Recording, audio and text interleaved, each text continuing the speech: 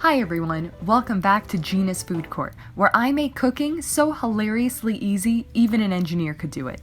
Today, we're making California rolls. This will be my first attempt at making sushi on my own, but we're just gonna roll with it. Here's what you'll need to make the sushi, and you can find the full recipe with ingredient amounts in the description below.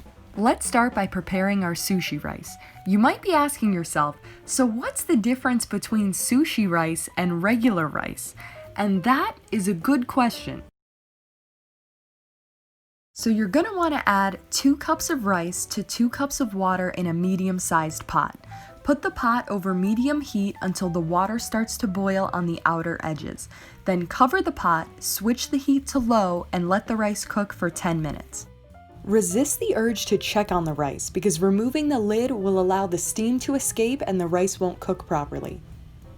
While you wait, you can make your vinegar mixture by simply combining your rice vinegar, salt, and sugar.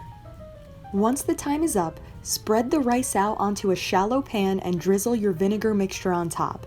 Gently mix the rice by cutting through it with a thin wooden or plastic spoon. Let it cool off in the fridge and let's start cutting up our fillings. California rolls are typically filled with crab meat, cucumber, and avocado. If you saw my last video on Primavera stuffed chicken, you're already familiar with the snap method to slice vegetables. But today, we want to cut our ingredients into juillenes, which is just a fancy word for rectangles. So we're going to use the karate chop method. Give these ingredients a little wax on, wax off, if you know what I mean. Don't forget to breathe. Very important. Once you're nice and warmed up, show those ingredients who's the real Karate Kid.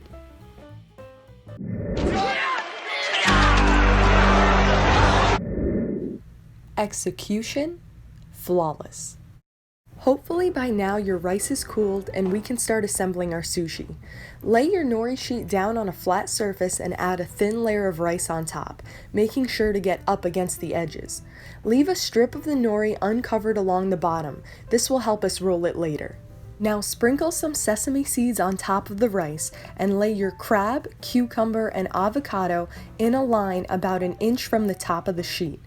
Get a little bit of water on your finger and wet the exposed strip of nori. This will help it seal the sushi roll. Now very carefully start rolling your sheet, keeping it nice and tight. To cut your sushi roll, use a wet knife to prevent the rice from sticking to the knife and protect the roll from getting crushed. And that's about it. You can eat your sushi with soy sauce or spicy mayonnaise or, whatever you want. I'm not your mom.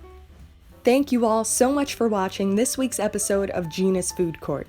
Please hit that subscribe button and turn on notifications so you never miss a recipe.